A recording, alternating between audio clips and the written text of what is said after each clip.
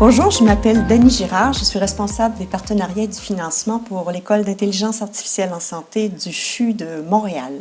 Je suis également depuis peu vice-présidente de la Société francophone d'IA en santé.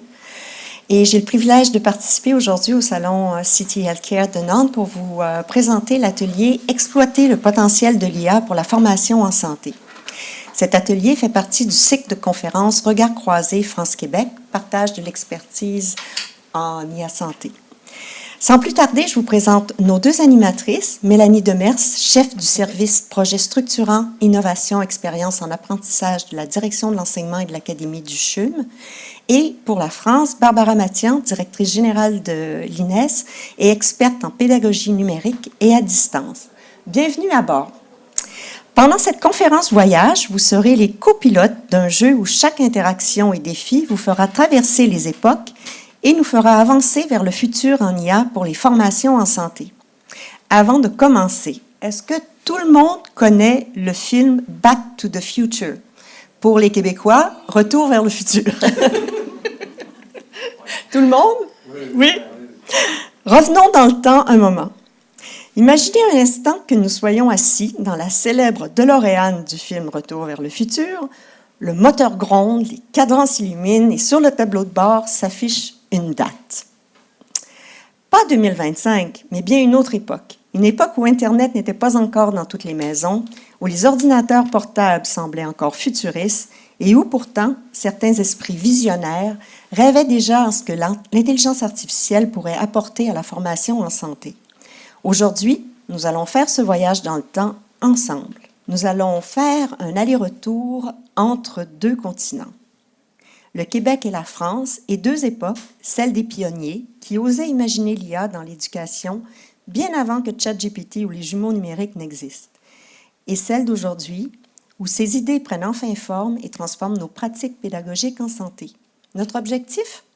Explorer comment les intuitions d'hier résonnent avec les innovations d'aujourd'hui, comment les espoirs formulés il y a plusieurs décennies trouvent un écho dans nos pratiques actuelles et surtout, comment nous pouvons ensemble tracer les routes de demain. Alors, attachez vos ceintures, préparez-vous à voyager non seulement dans le temps, mais aussi dans les idées, et surtout, restez attentifs, vous découvrirez bientôt quelle année exacte nous allons visiter. Une année qui risque de vous surprendre. Je suis désolée, je me mets debout parce que sinon je ne vais pas pouvoir lire ce qui est écrit à l'écran. Donc, on va vous emmener, comme on l'a dit, dans un voyage dans le temps. Et avant ça, on va vous demander votre collaboration. Mélanie, normalement, il y a le QR code. Voilà. On vous demande de participer à un petit sondage. Alors, on espère que la technique va être avec nous et que vous allez avoir accès au sondage. On va vous demander de répondre à une première question. Est-ce que vous avez bien accès au sondage sur le smartphone? C'est bon? Donc, la question, c'est, dans les années 80, quelle était la place de l'IA en formation? Est-ce que ça n'existait pas? Est-ce qu'on en parlait en cours d'informatique ou est-ce que c'était déjà un sujet d'étude? Est-ce que tout le monde a pu voter? Donc, on a une majorité d'entre vous qui nous dit que c'était déjà un sujet d'étude. Un bon tiers qui dit que ça n'existait pas et une personne qui nous dit qu'on en parlait en cours d'informatique. Voilà, donc en fait, on vous embarque en 1900, on va faire des ponts entre 1983 et 2024. Pour entrer dans le sujet, voilà, ce que je vais vous proposer, là, c'est un petit questionnaire à main levée. On va vous présenter des extraits d'articles qui ont été écrits donc, sur les usages de l'IA en formation.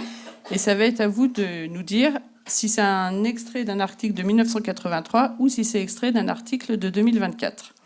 Donc, premier extrait. Les programmes peuvent poser des questions à l'étudiant en fonction de ses performances passées et répondre aux questions posées par l'étudiant. Alors, 1983 ou 2024? 1983? Qui pense? Une majorité. Oui, donc c'est bien tiré de l'article de 1983. Proposition suivante. Donc, les programmes peuvent planifier des expériences de manipulation de l'ADN, diagnostiquer des problèmes médicaux internes ou conseiller psychopharmacologie. 2024 ou 1983? 1983. Proposition suivante. L'IA est utilisée pour adapter le contenu pédagogique au niveau des apprenants. prenant en compte leurs forces et leurs faiblesses. 1983 ou 2024 ? 2024, c'est extrait donc du bulletin pédagogique de la Sophracim. L'IA générative en tant que coach particulier, donc ça c'est une des usages d'utilisation de l'IA générative, on la préconise elle peut être utilisée en tant que coach particulier pour l'acquisition à son rythme de compétences fondamentales. 83 ou 2024 ? 2024. Oui, c'est une des recommandations de l'UNESCO sur les usages de l'IA générative en formation. Et le dernier, avec une mise en œuvre prudente et collaborative, l'IA peut devenir un outil majeur dans la formation des professionnels de santé. 2024 ou 1983 ? C'est vieux, hein ? C'est vieux de 2024. Voilà. Donc, en fait, le but de vous présenter ces extraits, c'était de vous montrer qu'en fait, déjà, il y a 40 ans, on se posait des questions. En tout cas, il y avait des articles qui ont été rédigés.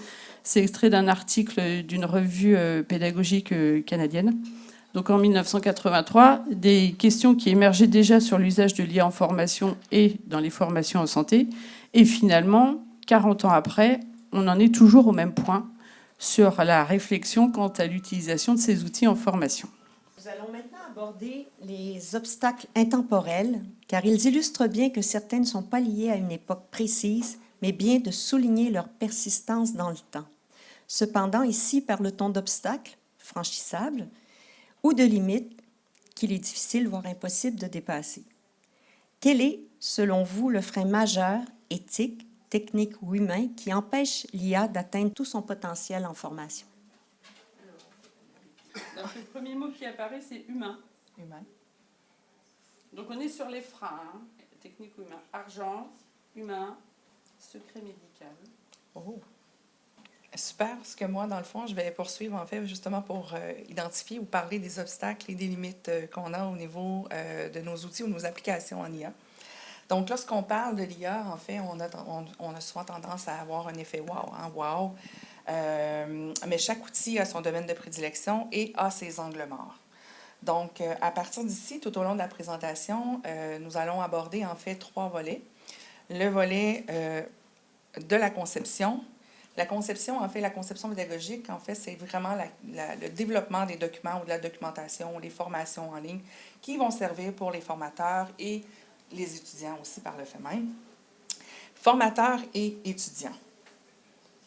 J'aurais tendance à vous poser une première question qui peut être une question, dans le fond, c'est quel risque identifiez-vous lorsque l'IA est utilisée pour concevoir du matériel de formation, selon vous? Il n'y a pas de Mentimeter. Bien, en fait, les IA génératives... Pardon? De trop simplifié, tout à fait. D'être trop général. Mais effectivement. Du côté de la conception pédagogique, en fait, les IA génératives ont accéléré beaucoup le processus, en fait, de production ou de conception de formation. Mais ils ont quand même des limites qui sont techniques, qui imposent vraiment une vigilance. Lorsqu'on parle de ChatGPT et Claude, pour un concepteur pédagogique, en fait, ces applications, dans le fond, ces IA génératives peuvent être intégrées à l'intérieur des outils qu'on appelle, des outils auteurs qu'on appelle RISE, qui fait partie de ce qui est de Storyline, qui nous aide effectivement, les concepteurs pédagogiques, à faciliter la création de modules en ligne.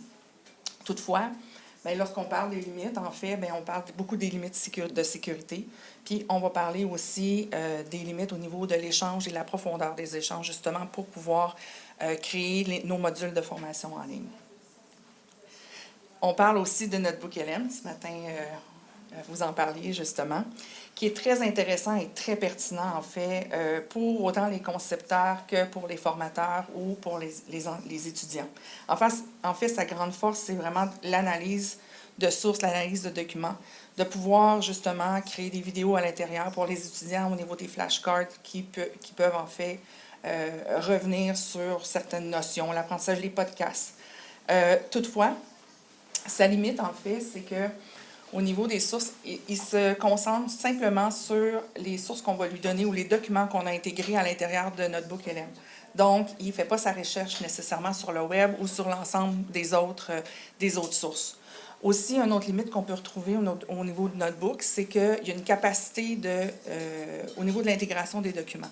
Fait qu'à partir du moment où on dépasse les documents, bien, à ce moment-là, soit qu'il n'en tient pas compte ou on doit créer un autre notebook. Et c'est là que, entre les notebooks, nécessairement, la limite arrive parce que les notebooks ne se parlent pas nécessairement. Par contre, c'est vraiment un outil vraiment génial pour pouvoir justement, lorsqu'on a nos documents dans lesquels on veut soit revenir ou faire de l'analyse. Au niveau de consensus copilote, aussi, ce matin, on en parlait, donc c'est vraiment un outil pour faire de la recherche bibliographique. C'est un moteur de recherche scientifique qui est vraiment propulsé par l'IA, comme un bibliothécaire qui est intelligent. Il aide justement à repérer les grandes tendances, mais aussi ses limites, par contre, c'est qu'il ne couvre pas l'ensemble des bases de données scientifiques. Et des fois, il peut amener à simplifier ce qui peut être complexe.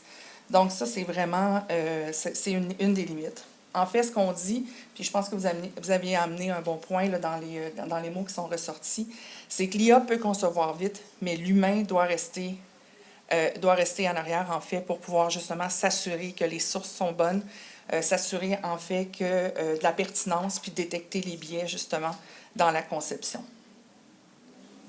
Alors, juste pour terminer sur la point de vue conception, l'idée, c'est qu'on arrive en fait à un échange entre ce qu'elle fait au Québec et ce que moi, je fais dans mon quotidien. Je suis conceptrice aussi e-learning et en fait, moi, j'utilise au quotidien les outils d'IA génératifs pour concevoir. J'ai un outil auteur qui s'appelle RISE, qui est de la suite Articulate. Et en fait, j'utilise les IA génératives pour la plupart dans leur version gratuite, donc avec déjà des limites d'usage par rapport à ce qu'ils offrent en version gratuite. Et j'ai pu, par exemple, tester ChatGPT, ce que tu as nommé, Claude, qui connaissent nativement l'outil auteur. Et je peux leur demander de me préparer une séquence d'un cours sur une thématique ou à partir d'un document. Souvent, je travaille à partir d'enregistrements de vidéos que je transcris aussi par une IA générative.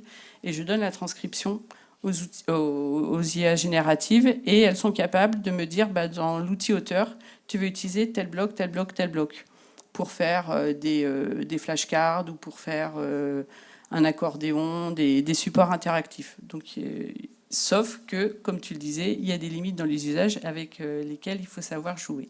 Tout à fait. Donc, maintenant, le volet formateur. Comment l'intelligence artificielle redéfinit-elle aujourd'hui le rôle du formateur? Hein? En quoi peut-elle libérer du temps pour l'accompagnement humain, tout en exigeant une nouvelle forme d'expertise? En fait, l'IA promet un gain de temps, mais questionne le rôle aussi du formateur. Donc, ici, on a Perplexity. Outil vraiment intéressant pour le formateur dans lequel il va chercher les références sur Internet, sur lesquelles il va faire aussi des veilles rapides. Puis je dis formateur, mais il peut être aussi important ou intéressant et pertinent pour le concepteur et même l'étudiant. Dans le fond, on les a mis dans des sections mais peuvent être pour les trois. C'est parfait, c'est ça, comme je disais, pour une veille rapide, la qualité des sources, l'information. Toutefois, justement, il n'est pas nécessairement conçu pour exprimer comme la profondeur des documents. Fait que des fois, il va faire des recherches un petit peu plus larges au lieu d'être précis. Au niveau de Claude et ChatGPT, eux, ils peuvent justement générer et corriger, générer dans le fond des corrigés ou des quiz adaptatifs. Mais on disait dans le fond que la limite était beaucoup au niveau de du contexte, au niveau de la longueur des échanges.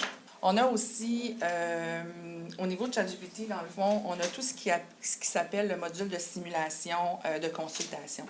En fait, je peux parler aussi d'un projet que nous, on est dans un projet de recherche où là, ils vont rire de moi parce que nous, on dit débriefage, mais il faut que je dise débriefing. Donc, justement, ce qu'on est venu faire, en fait, c'est une mise en situation à l'intérieur de ChatGPT où on évalue les instructeurs ou les formateurs en débriefing à l'intérieur avec avec des critères qui sont déjà préétablis. Et dans le fond, ce que ça fait, c'est que ça a vraiment un potentiel réel pour justement standardiser certaines évaluations.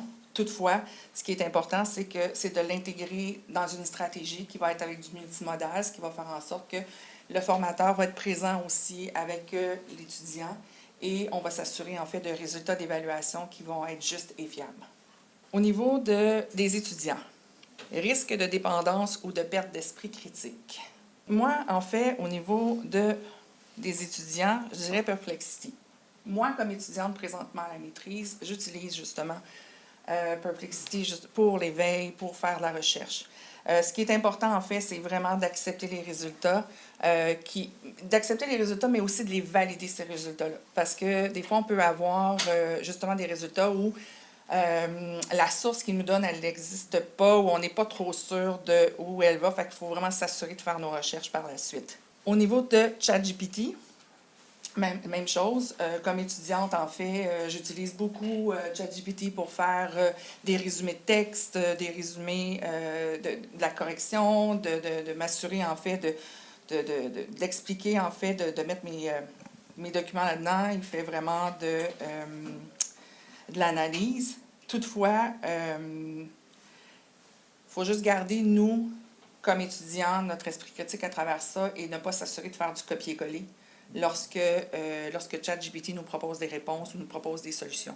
Ça, c'est hyper important. Ce qui est intéressant, en fait, dans ChatGPT, il y a une nouvelle section avec le ChatGPT 5 qui est « Étudier et apprendre ». Donc, ça, c'est nouveau. En fait, c'est vraiment un assistant d'apprentissage qui est actif. Donc, au lieu de nous donner une réponse, ChatGPT nous amène à une séquence. Donc, amène vraiment l'étudiant dans la séquence d'apprentissage. Donc, il permet justement à l'étudiant de cheminer, puis de réfléchir, puis de comprendre les étapes. La seule limite ici qu'on a trouvée, en fait, c'est qu'habituellement, avec ChatGPT, on peut retourner, voir notre séquence ou revoir un peu le cheminement qu'on a fait. Mais dans ce cas-ci, c'est pas encore possible. En fait, on a pu tester à titre personnel cette fonction étudier et apprendre. Alors toujours, encore une fois, en version gratuite, donc peut-être qu'en version payante, il a moins de limites. Mais donc, ce que disait Mélanie, il ne donne pas la réponse, il amène à réfléchir en reposant finalement quelques axes de réflexion à l'étudiant. Sauf qu'en fait, il s'arrête très vite. Au bout de 3 ou 4 questions d'échange, en fait, la version gratuite s'arrête. Et donc forcément, on va sortir de la discussion parce que on peut plus aller au bout. Et il n'est pas possible à l'heure actuelle de retourner quelques heures après sur cette discussion et de reprendre le fil. C'est ça. Oui, mais les étudiants ont aussi des contraintes financières. Tout à fait. Donc, on peut voir en fait que les obstacles ne sont pas juste éthiques et humains, mais ils sont aussi techniques et contextuels. Et ce qui est fascinant, en fait, c'est de voir en fait que c'est les mêmes obstacles, on pouvait les retrouver en 1983. Lorsqu'on fait la lecture du livre, on retrouve autant des obstacles qui sont technologiques, donc humains, au niveau du jugement, puis contextuels au niveau d'un cadre clair. Donc, 40 ans plus tard, les outils ont changé, mais la question de fond, elle reste toujours. Fait que sans regard critique, à ce moment-là, les compétences humaines, l'IA peut rapidement devenir une source d'erreur ou avoir des biais. Nous venons maintenant de traverser les obstacles, mais notre DeLorean reprend de la vitesse. Pour cette partie, comme dans Back to the Future, l'aiguille de vitesse doit atteindre 88 miles à l'heure pour que le voyage temporel réussisse. Nous avançons vers le futur et chaque volet est un accélérateur de transformation qui fait grimper l'aiguille que nous allons découvrir. Les freins éthiques, techniques ou humains sont toujours là, mais à chaque nouveau levier activé, nous gagnons en vitesse et nous nous rapprochons du futur imaginé en 1980. Donc, parmi les outils qui sont cités, on a ChatGPT qui revient en force, avec Perplexity et Claude qui le talonnent. Mistral est quand même très peu cité. Notebook LM, un petit peu. Et Copilot aussi.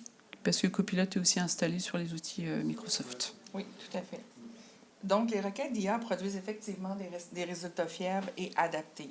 Pour les concepteurs pédagogiques, en fait, parce que je retourne en fait dans mes volets, que je retourne sur conception, ça devient en fait un outil qui est un allié pour les concepteurs pédagogiques. Puis en quelques minutes, on peut générer du contenu, on peut générer des scénarios, on peut générer des vidéos, des banques de questions complètes. Pour un concepteur pédagogique, en fait, tout ce qui est plateforme analytique va jouer un rôle important, surtout pour le besoin des apprentissages, avant même qu'on les voit arriver. Donc, ça devient des outils qui sont stratégiques, puis qui convertissent en fait nos données d'interaction en formation qui va être exploitable pour mieux comprendre, pour mieux accompagner et améliorer l'expérience d'apprentissage. Donc, si je prends Canva ici, qui est un outil, je donne ici des exemples, en fait. Canva, qui est un outil intégré, qui intègre, en fait, tout ce qui est création de visuels, présentation, des contenus. Synthesia, qui intègre, en fait, des avatars avec des voix de synthèse. Tout ce qui est B12. OK, B12, ici, je l'ai mis. C'est une compagnie montréalaise qui fait de l'apprentissage adaptatif, mais qu'on a intégré des modules IA à l'intérieur. Donc, vraiment, à partir du moment où on intègre des parcours d'apprentissage, avec le module IA, il y a vraiment des parcours adaptatifs. Et il y a aussi création des contenus rapides par l'IA, en fait, qui vient s'intégrer dans le module, et tout est fait en temps réel. Je vais vous montrer aussi parce qu'on a créé le parcours d'apprentissage pour les formateurs en débriefing. Puis on a mis ChatGPT, mais j'aurais pu aussi mettre Copilote, qui nous aide à générer des quiz, des scripts, des questions, évaluation. Dans le fond, pour concevoir les supports de formation en e-learning, les IA génératives, tels que ChatGPT ou Copilote, ils nous font gagner vraiment un temps précieux. Je vous ai ici, je vous présente un peu quelques projets que nous avons réalisés. On ne le voit pas, mais c'est une vidéo qu'on a fait avec Synthesia, justement dans le cadre d'une formation qu'on a développée sur un sujet de non à la maltraitance au niveau des personnes âgées. Puis, on est venu utiliser Synthesia, justement, parce qu'on trouvait, puis on lui a même donné un nom, elle s'appelle Claire. Donc, Claire, elle avait une voix douce, puis on trouvait pas qu'elle avait l'air d'un IA, elle avait vraiment l'air d'un humain. Fait qu'on est venu l'intégrer, puis ça a vraiment, je dirais, accéléré la production au niveau d'un vidéo à l'intérieur d'une capsule de formation. Ici, l'exemple que je démontre ici, en fait, c'est qu'on est venu, ce qui est au niveau de Copilote. C'est quand même assez innovant ce qu'on a fait, c'est qu'on est venu justement lui donner des prompts pour avoir une séquence d'émotions, pour qu'il génère des images à travers justement une séquence d'émotions, au lieu de prendre une image puis faire des corrections au niveau sur l'image. Fait que Copilote est venu nous générer tout dans un genre de storytelling à l'intérieur de RISE. B12, qui est notre programme de renforcement sur le debriefing, dans lequel justement on a des parcours de formation qui sont personnalisés.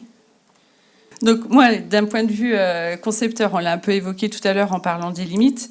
J'utilise donc principalement les IA génératives qui sont généralistes. J'utilise pas de spécifiques en formation. Je les ai testés. J'ai testé certaines. Il y a des IA génératives qui sont intégrées dans les outils, qui sont intégrées dans Moodle, la plateforme, ou qui sont intégrées même dans Articulate. Je ne les utilise pas. Moi, je préfère travailler avec mes outils généralistes sur lesquels je me suis habituée, où j'ai effectivement, à force d'usage, pu définir déjà à quel moment ils s'arrêtent, quelles sont leurs limites.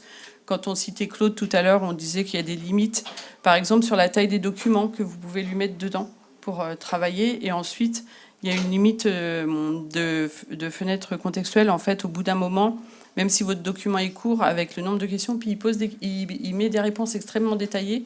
Donc il arrive à un moment où il a atteint sa limite de développement entre les questions et les réponses, et on n'ira pas plus loin. ChatGPT a plus des limites en termes d'heures. Et alors moi, donc on parlait effectivement du gain de temps énorme pour concevoir des modules en e-learning. Moi récemment, et puis ils m'ont aussi permis de concevoir des modules de formation autour du numérique et de l'IA en santé directement en langue anglaise. Je maîtrise un petit peu l'anglais, mais je ne suis pas non plus native et bilingue. Et en fait, en utilisant ces outils-là directement, en leur posant des questions en anglais, du coup, ils permettent de concevoir et d'écrire comme un natif. On n'est plus sur de la traduction où on perd du sens, on est sur de la conception directement par un natif. Et j'ai conçu en quelques mois, 4 mois, plus d'une dizaine d'heures de support e-learning comme ça, donc avec l'IA générative. Donc quand on parle de gain de temps, c'est indéniable. En revanche, on parle toujours du regard critique humain. Et là, c'était, alors je ne sais plus lequel, c'était soit certainement ChatGPT ou peut-être, oui, je pense que c'était ChatGPT. Donc je conçois aussi des quiz QCM. Alors pareil, en étant extrêmement vigilant parce que Les questions sont bien posées. On lui dit je veux tant de propositions de réponses et parmi les propositions de réponses, je veux 2 ou 3 réponses vraies. Jusqu'ici, tout va bien. Mais les 3/4 du temps, les réponses fausses sont complètement farfelues.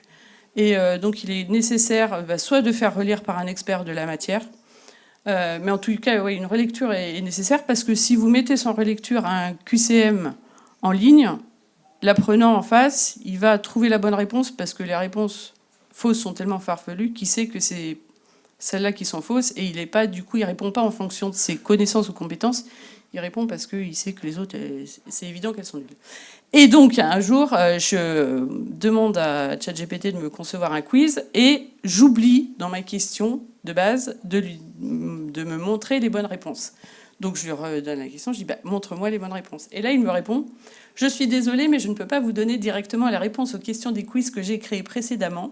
Ces quiz sont conçus pour évaluer la compréhension et les connaissances, et il serait contre-productif de fournir les réponses sans que vous ayez eu l'occasion de réfléchir ou de tenter d'y répondre par vous-même.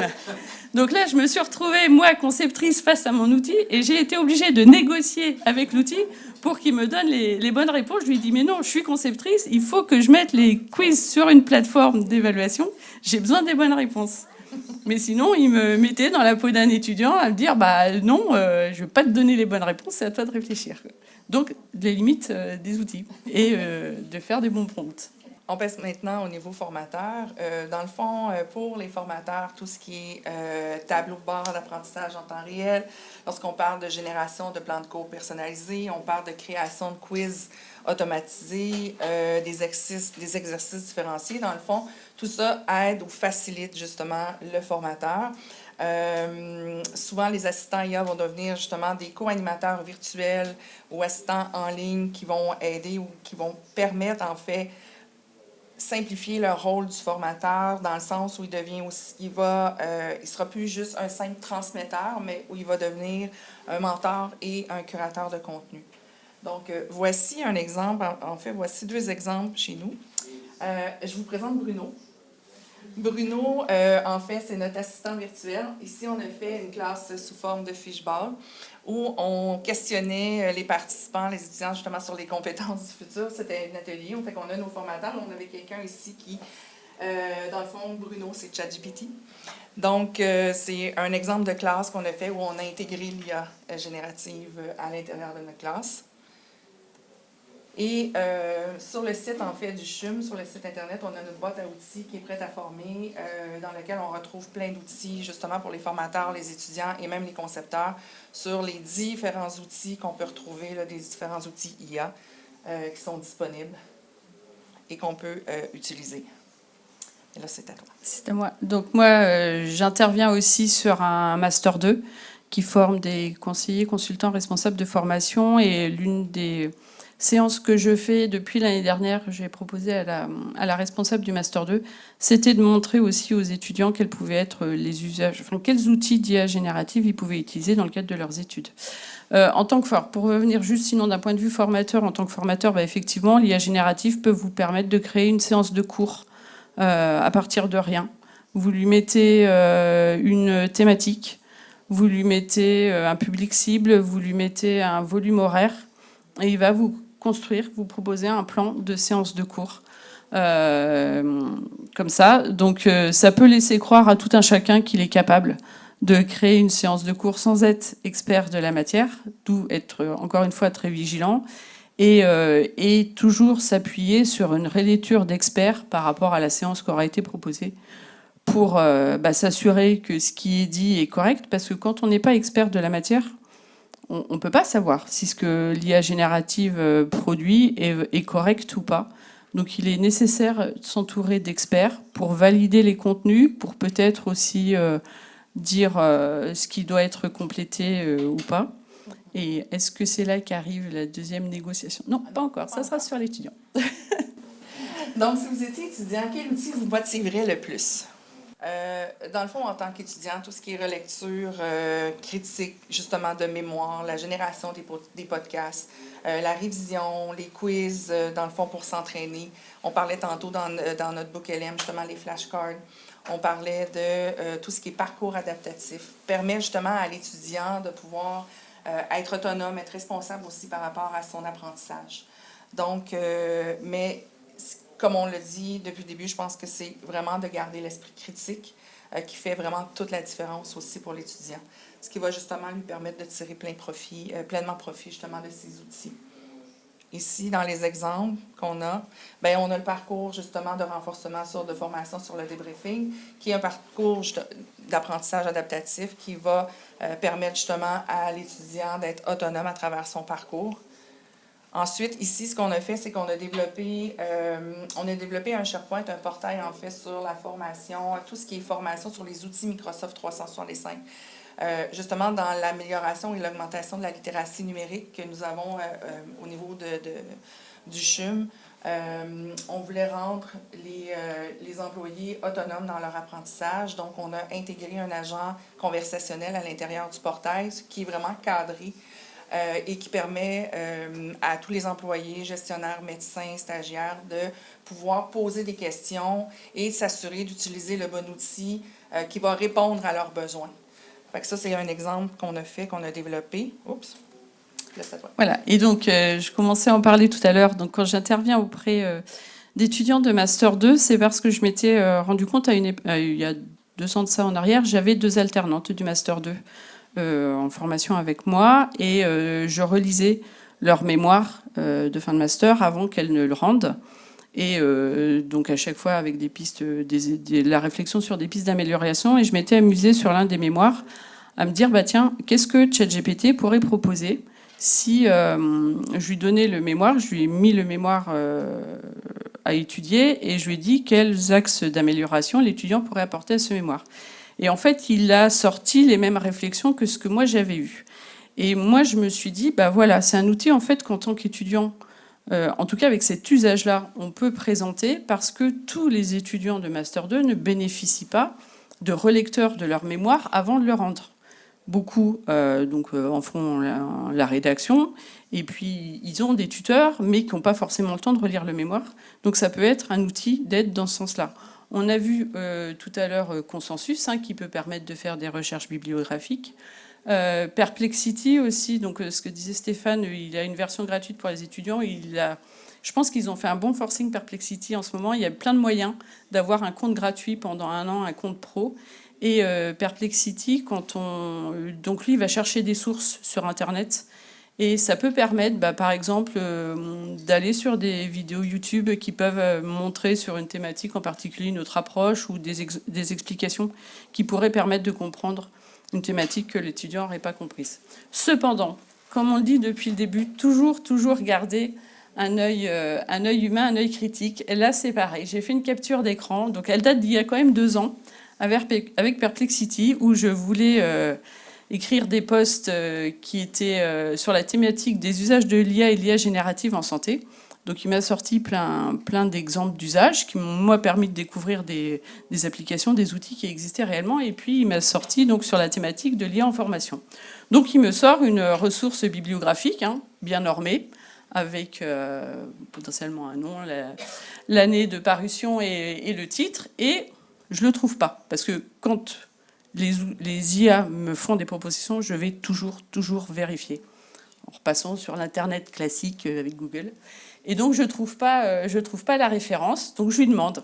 Et là, la réponse de Perplexity, ça a été « Ce document n'apparaît pas dans les sources données. Il est possible que cette référence ait été mentionnée dans un contexte hypothétique ou comme exemple dans une discussion précédente sur l'IA générative dans la formation médicale, mais elle ne semble pas être une source réelle citée dans les résultats de recherche actuels. » Donc en fait, Perplexity s'est pris tout seul les pieds dans le tapis, où je l'ai amené finalement à se rendre compte que ce qu'il avait produit, en vrai, ça n'existait pas. Donc tout ça pour montrer, toujours garder un œil critique, un regard humain, et de faire le pas de côté pour vérifier que les sources sont bonnes.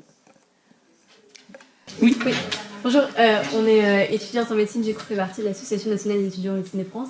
Et justement, pour répondre à la question de l'outil qui serait le plus utile aux étudiants, en fait, il y a quand même la notion de temps qui est un des paramètres les plus essentiels qui rentre en jeu. C'est l'outil qui nous fait gagner du temps, nous, derrière, parce qu'on n'a pas forcément le temps d'avoir l'esprit critique et d'arriver à toutes les sources. Et c'est le paramètre le plus manquant.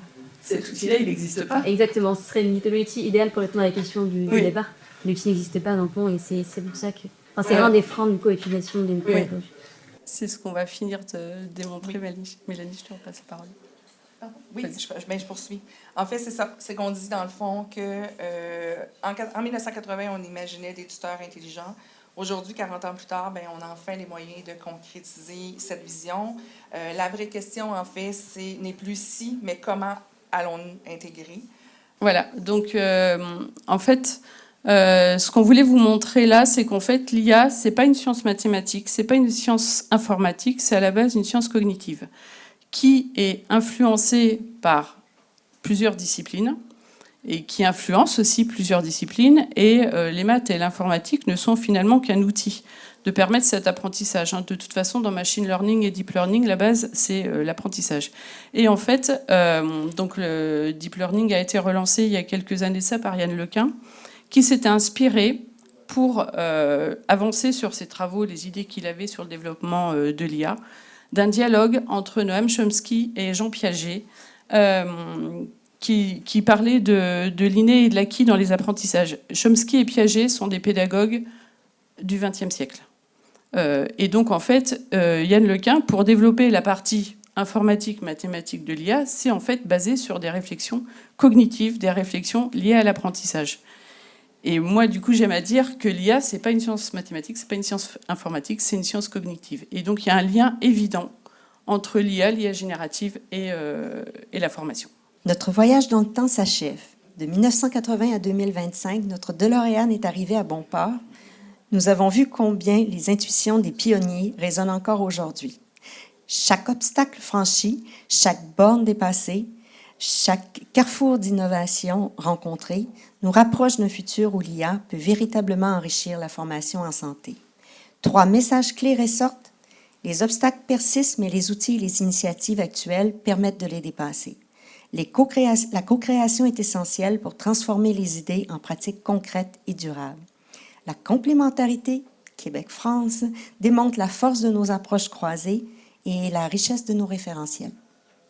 Donc, si vous êtes formateur demain, quelle action concrète allez-vous poser pour exploiter le potentiel de l'IA dans votre propre contexte? Est-ce que, en tant que formateur, concepteur, responsable de formation? Oui. Attends, on te fait la dernière slide.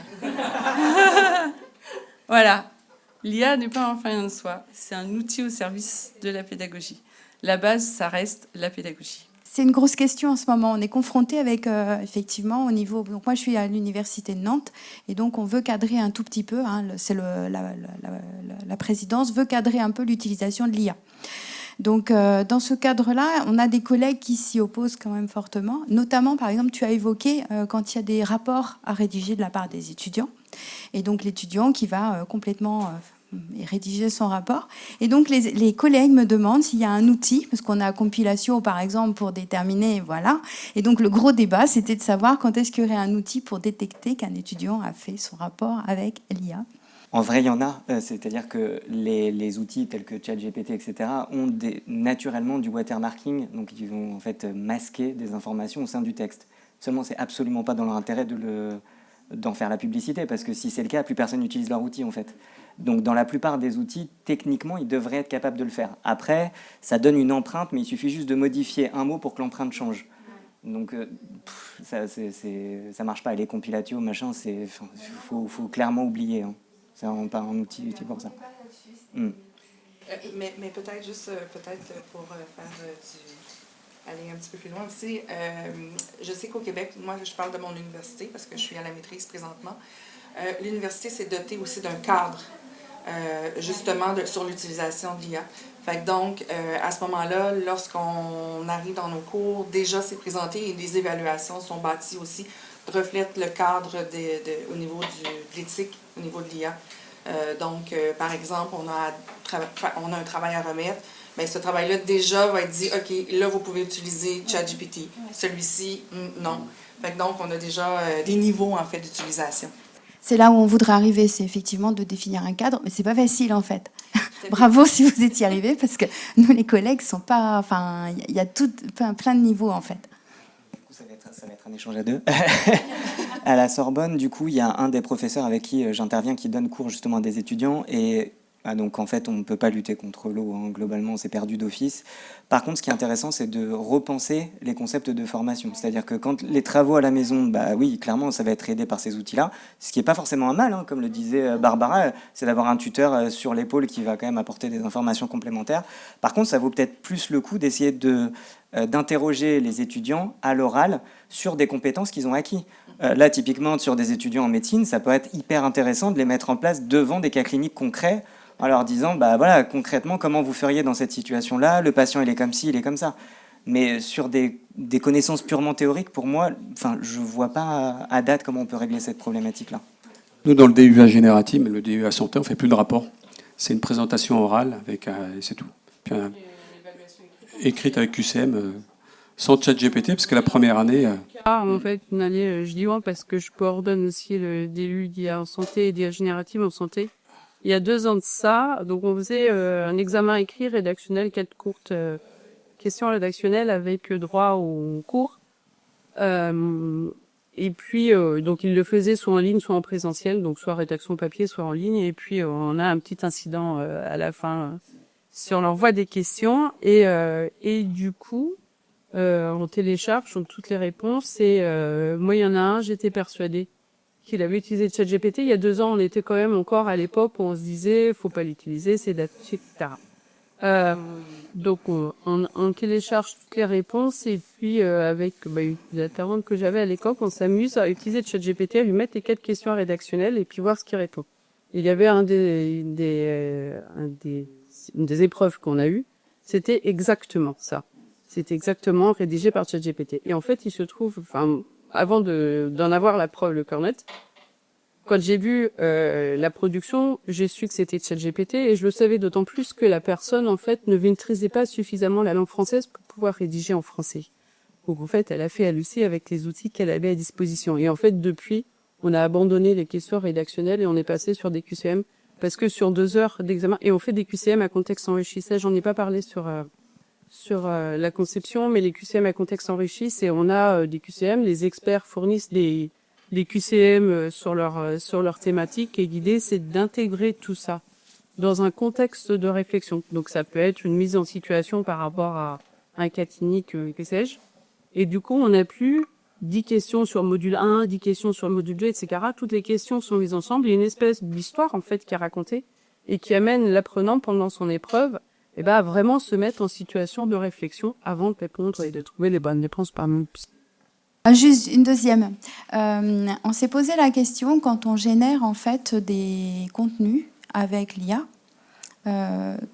quid du droit d'auteur? Qu'est-ce qu'on doit mentionner? Comment on le mentionne? Qu'est-ce qu'on doit... Voilà. On s'est posé la question parce on a les premières utilisations. Là, on commence à le faire. Et donc, voilà, qu'est-ce qu'on indique? Dans les articles de recherche, quand on est amené à utiliser l'IA générative, il faut le noter dans les auteurs. Tout à fait.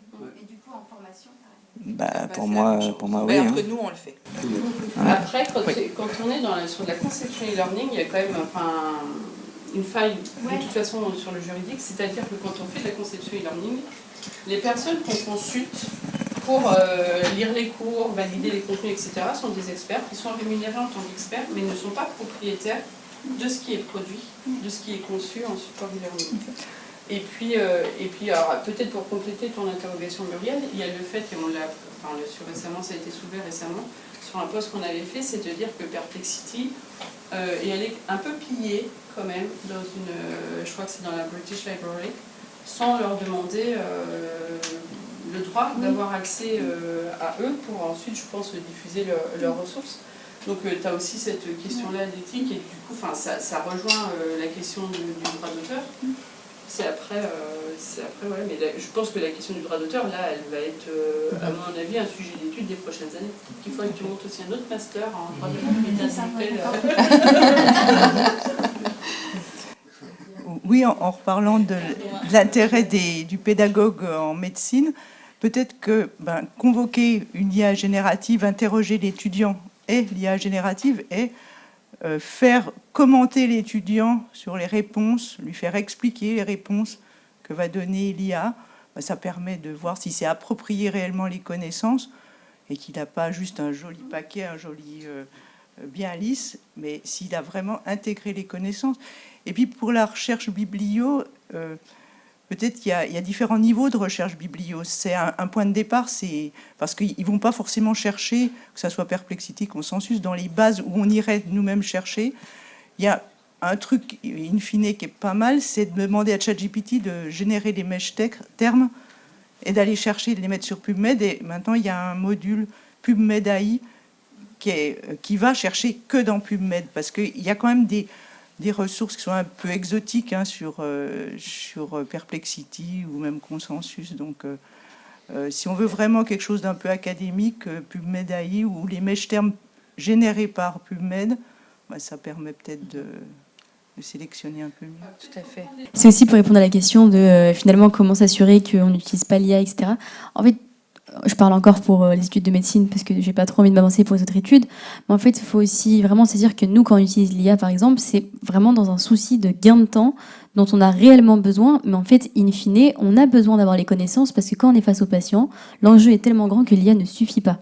Et je pense que l'axe de travail principal, c'est plus la sensibilisation auprès des étudiantes et étudiants sur le sujet de en fait, ça ne vous suffira pas face aux patients. Et on est tellement plongé dans la réalité du terrain tôt dans nos études, grâce aux stages notamment, qu'on se rend très rapidement compte. En fait, si on n'a pas les bases, on n'a rien. Et finalement, on est perdu. Et au vu de la complexité des études, c'est très vite démotivant. Donc les gens vont chercher les connaissances et vraiment essayer d'apprendre. Donc là où on utilise l'IA, encore une fois, c'est vraiment dans un souci de gain de temps dans nos études, parce qu'on en manque cruellement, parce qu'on est surchargé, etc. Mais bon, ça, c'est une réalité du terrain. Et donc, c'est pas vraiment diabolique. Enfin, en tout cas, c'est très diabolisé, mais c'est pas, l'utilisation de l'IA ici n'est pas diabolique, mais vraiment nécessaire à notre charge mentale et à notre charge pratico-pratique. Voilà. Oui, bien sûr. De faire comment d'arriver à justement à ce qu'il y ait un climat de confiance. Dans les outils pour faire intervision qui sont intéressants, et Mélanie l'a cité, il y a notre bouquet. On a eu le cas, nous, sur un DDU, un étudiant qui me l'a dit, pas un étudiant, c'est un professionnel de santé, c'est une infirmière, qui me l'a dit récemment, qu'en fait, lui, ce qu'il faisait, c'est qu'il prenait les supports du cours, les mettait dans notre bouquet, et notre bouquet, il générait le podcast, que du coup, il réécoutait sur son temps de transport, etc., qui lui permettait de gagner du temps comme ça. Il m'a dit qu'il avait révisé comme ça. Notre bouquet permet aussi de générer des cartes mentales, qui peuvent permettre de synthétiser les concepts. Enfin, c'est pas des outils à diaboliser du tout. C'est vraiment de trouver quel est le meilleur outil à adapter pour la situation. Mais oui, pour répondre à votre question, c'est ce qui avait été dit. En fait, les oraux, les QCM, c'est, en présentiel du moins, c'est les meilleurs outils pour s'assurer qu'on n'utilise pas l'IA. Mais à la maison, oui, forcément, il faut être honnête, l'IA est utilisée. Oui, la question que je posais était comment ou est-il nécessaire de maintenir à un même niveau d'entraînement chacun des outils qui sont utilisables dans le cadre de la formation. C'est-à-dire qu'on peut être à la fois concepteur et formateur. On va utiliser des outils différents, ou en tout cas on n'a pas les mêmes attentes par rapport à l'outil. Si on prend Perplexity qui est assez déclinable, comment on maintient un niveau équivalent d'entraînement des outils, ou est-ce qu'il est nécessaire de maintenir un niveau équivalent d'entraînement des outils ? C'est-à-dire de les alimenter par exemple, moi je travaille hyper régulièrement avec ChatGPT et Perplexity, et très fréquemment je mets la même question, le même prompt dans les deux. Alors, j'ai pas le même niveau de réponse, donc c'est très complémentaire, mais c'est surtout que ça permet de tenir informé Perplexity, j'utilise ce qui est un usage plutôt secondaire, Perplexity de toute mon activité, de mes recherches et des fruits des recherches, etc., pour pouvoir alimenter. Donc, est-ce qu'il faut faire ça avec chacun des outils qu'on utilise ?